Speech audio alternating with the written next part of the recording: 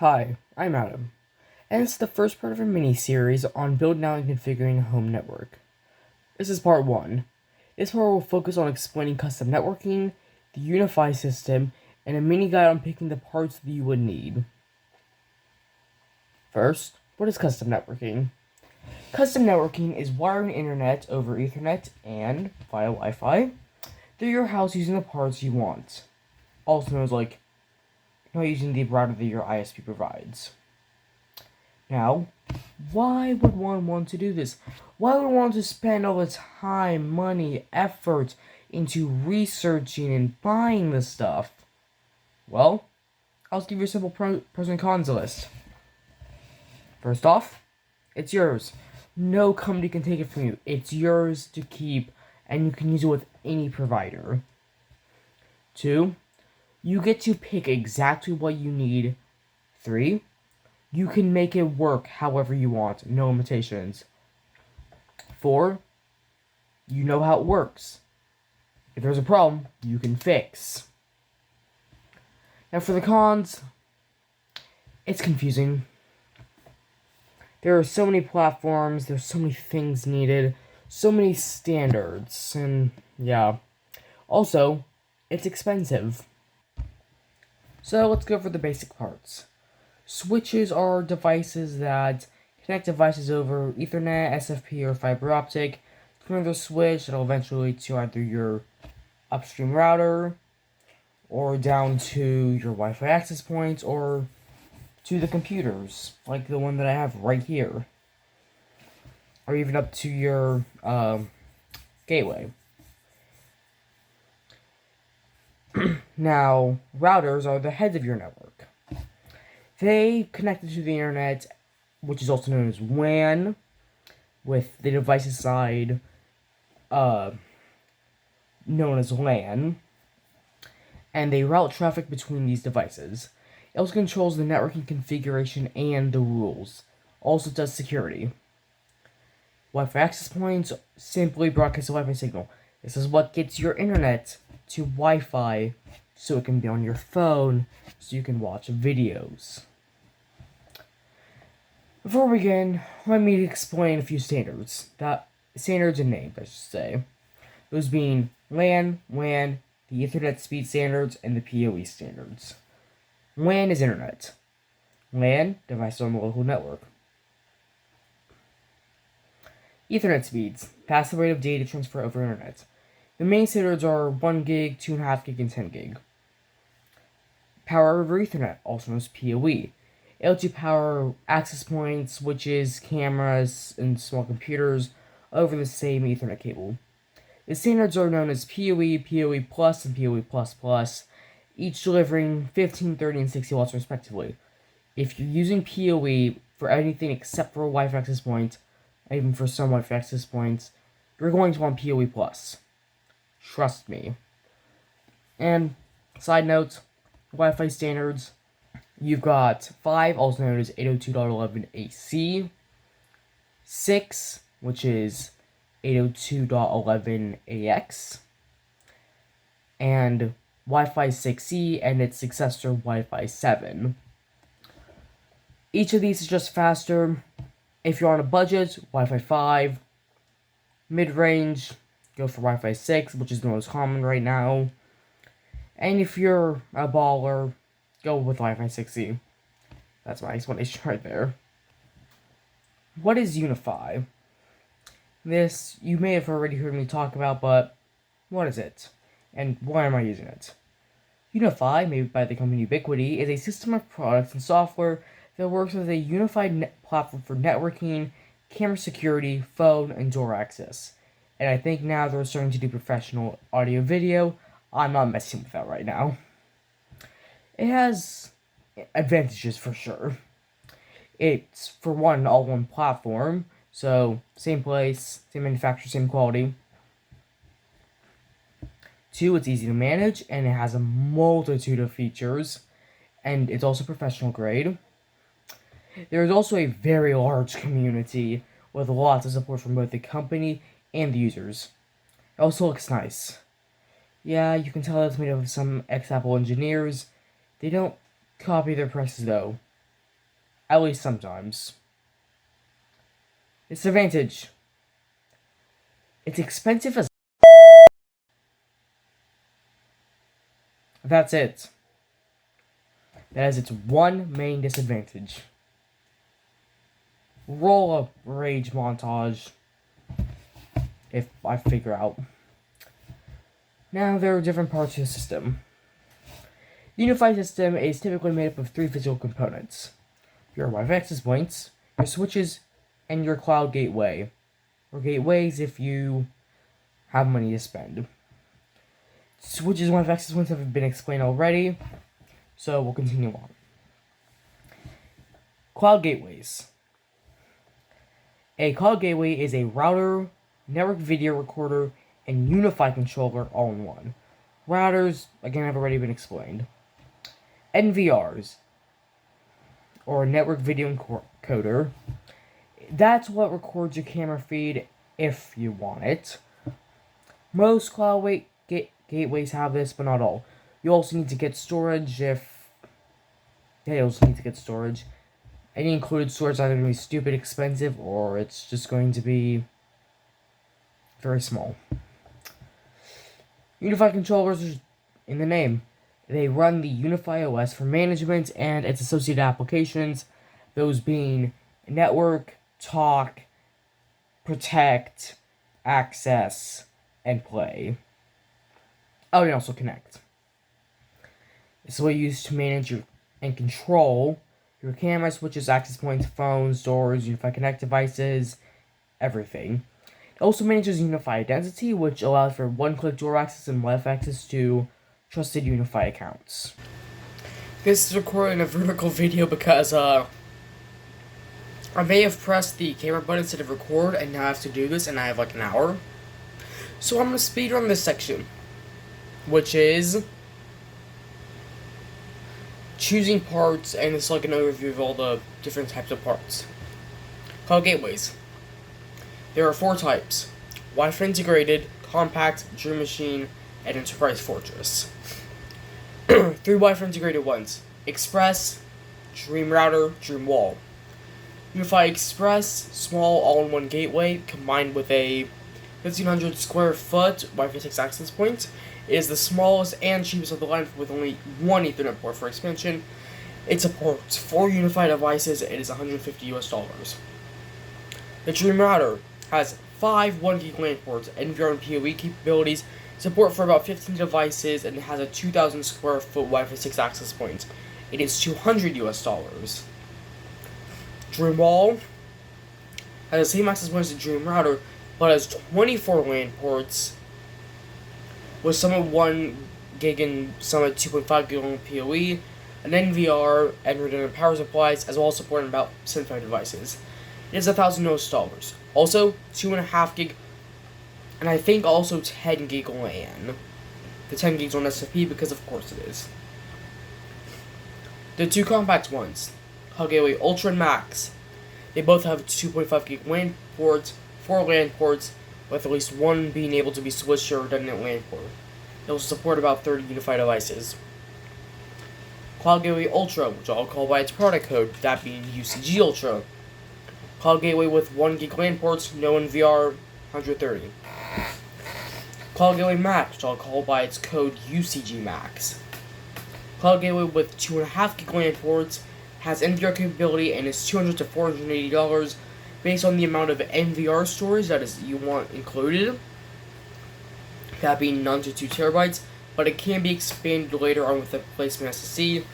Note, the no storage version needs the M.2 tray in order to work with an NVR, because it does not have one included, because of course it doesn't. That tray is also like $20. The main large-scale class are the Dream Machines, or UDMs. As a common, they have 8 1 gig LAN ports, 10 gig SFP plus WAN and LAN ports, 1 each. They also all have NVR capability with at least 1 hard drive or solid-state drive bay. They are 1U rack mountable and support at least 100 unified devices. They also support all the load balancing and redundancy feature known as shadow mode if you have 2 of the same model. UDM Pro, base model, nothing changed. 380. UDM Special Edition, or UDMSC. 80 Ethernet ports, both PoE+. It also has 128 gig NVR detection SSD, and it's 500. UDM Pro Max has an upgraded routing processor, which matters at high speeds, and 2 driver bays. It also has the same 128 gig detection SSD, and it supports up to 200 unified devices. It is $600. EFG, it's 25 gig. We don't care about it. Wi-Fi access points. 4 classes. U6, U6 Outdoor, U6 Enterprise, U7, there's a 5th, AC. U6 lineup. Light, Plus, In-Wall, Pro, Long Range. They are all Wi-Fi 6 and are all meant for indoor use, but some can be used outdoors. The In-Wall is its own mini lineup, and it's, I believe, about equivalent to either a Plus or Pro. The Light, Plus, and Pro are the same thing, just with more bandwidth and more range as you go up, and the long range is just, what's in the name? U6 Outdoor, U6 Mesh, Mesh Pro. They are meant for indoor and outdoor use and can mesh with other access points as what's in the name. Either mesh with or mesh with. U7 lineup. They are still in the roll phase, so beware. They consist of the Pro, Pro Wall, and Pro Max. All indoors, all Wi-Fi 7. U7 Outdoor has U7 Outdoor. It's the only outdoor rated Wi-Fi 7 access point that Ubiquiti offers as of right now. It is Wi-Fi 7 as well. The AC access points are Wi-Fi 5, and the two main notable ones here are the, I guess 3, are the AC Lite, AC Pro, if they still sell that, and Swiss Army Knife Ultra, also known as the UK Ultra. The first two are indoor, the last one is outdoor, and it's super small and can be thrown anywhere. Switches, 7 classes. They're all abbreviated as USW. They are Lite, Ultra, Flex, Standard, Pro, Pro Max, Enterprise, and Aggregation. As a note, all 16, 24, 48 port and aggregation switches besides the Lite 16 are rack mountable, but the Pro Max 16 needs an accessory that costs like $45. The Lite class, Lite 8, Lite 16, PoE. They are 8 and 16 port 1 gig switches, both with PoE, with 52 and 42 watts respectively. Ultra 60 watt, Ultra 10 watts. They're all 7 1 gig port switches, all with PoE plus, with varying power budgets, those being 42, 52, and 202 watts. The missing 8 watts is just used by the switch itself. Do not worry. The Ultra with the 42 watt PoE budget is powered by PoE++. It can pair with lots of PoE standards, but the output PoE budget is smaller. The Flex lineup contains the Flex, Flex Mini, and Flex 2.5 gig, and Flex XG. They are all 5 port switches with either 1 gig for the Flex and Flex Mini, 2.5 gig, Flex 2.5 gig, or 10 gig, that being the Flex XG. They are all powered by PoE, or optionally USB-C for the Mini, 2.5 gig, and XG. Not sure about the Mini, I have to go check that. But anyways, the Flex is PoE output with varying budget if it is powered by PoE plus /++. Standard 16, 24, 48. 24 and 48 have PoE non-PoE variants. 16 is a PoE only variant. All 1 gig ports with a max PoE rating of standard PoE. Pro. The Pro lineup has the Pro 8, 24, 48. 24 and 48 are both PoE and non-PoE. 8, PoE only. All 1 gig ports with a max PoE rating of PoE++. Pro Max lineup 16, 24, 48. They all have PoE and non-PoE variants. They are a mix of 1 gig and 2.5 gig ports with max PoE rating of PoE++. Or PoE+, depending on what port you're using. Also as a note, all standard, Pro, Pro Max, Enterprise, yeah, all of them have SFP ports of varying speeds, but most of the time it's 10 gig. Except for the standard lineup, which is just 1 gig, and upcoming the Enterprise XG, which is 25 gig. Continuing. Enterprise lineup has the Enterprise 8 2448 XG, 24 and 48 PoE non-PoE, 8 PoE only, XG non-PoE only. All 2.5 gig ports with a max PoE rating of PoE plus, except for the XG. Again, the XG has no PoE, and it is all 10 gig. Aggregation lineup: aggregation and high capacity, aka Pro Aggregation. Aggregation has 8 10 gig SFP ports, and the Pro Aggregation has 28 10 gig SFP plus ports and 4 25 gig SFP 28 ports. As of me filming this, there was a new switch, that being the Enterprise University switch, which is a 25 gig SFP switch with 100 gig ports. Is it necessary? No. No, it's not. Now, you also may have noticed that at least one product from each area has the Ultra title. These are cost-effective products for their production line function. They do it for a low cost. They end up being very good placements for the part of the system if you don't want to burn your wallet. There are some special parts you want to consider as well, because of course there are. The only 7 that I'll cover are in order: power distribution units, uninterruptible power supplies, NVRs, Ethernet surge protectors, SFP transceivers, patch panels, and network racks. This will be a speedrun because I don't want to keep writing the script for too long, and I don't want to keep talking for too long. Power distribution unit, also known as a PDU, glorified surge protector for your computers, whatever. It has granular control for each outlet. It's not needed, but it's convenient in rack or if you have so many devices. Otherwise, just get a normal surge protector. UPS, uninterruptible power supply. Useful if you want your network to stay up for at least a bit whenever the power is out, or for it to survive one of those 0.5 second power outages. You get in the middle of the summer that tends to knock everything offline for 5 minutes. And the UPS will save you from a bit of pain if your network keeps going offline, because you live in a place that doesn't have very good power. And VR network video recorder. If you want your cameras and your cloud gateway doesn't have one because you chose one that doesn't have one, you'll need to buy one of these separately. RJ45 surge protectors are also known as Ethernet surge protectors. If you have any Ethernet devices, get one. It'll help you out to make sure they're not frying anything. SFP transceivers, if you want to run fiber to a different part of the building, or have fiber internet, get one. Or if you want SFP to Ethernet because you have a 10 gig Ethernet card for some reason. But yeah. It next to the SFP port on both your switch/cloud gateway. Make sure to get compatible ones with your switch and or fiber standard, or with whatever standard you're trying to put it to. Patch panels. If you're using a rack or have a lot of cables coming in, get a patch panel. It'll make it so easy to make it much easier. But you will need keystone jacks, so you either have to learn to crimp or have to spend more money to get the pass-through ones. Network racks. If you all have rack mountable things or want everything in one place, get a rack. Everything mounted to it nicely and neatly. Cables and jacks. Oh boy. It's going to be hard to summarize. Ethernet cables, also known as RJ45 cables. Just get Cat6A. Nothing else is relevant.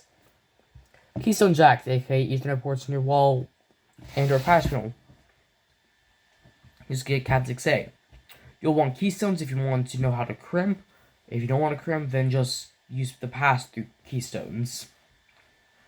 SFP cables. It's the correct speed, which is standard for 1, SFP plus for 10 gig, SFP 28 for 25 gig. Fiber optic. Just get the correct ones for the transceiver and for how you're running said fiber. I don't know a lot about fiber optic and I don't really want to explain it. Now for my recommendations. I'll go over some of them for each speed, that being 1, 2, 5, not 5, 1, 2.5, and 10 gig. and for a space of up to 1,000 square feet, up to 1,500 square feet, and up to 2,000 square feet. I also put in an outdoor access point option for those who need it. I'm not going to talk because my mouth is getting tired. I'm just going to flash them on screen, each having like 10 seconds, so pause whichever one fits you.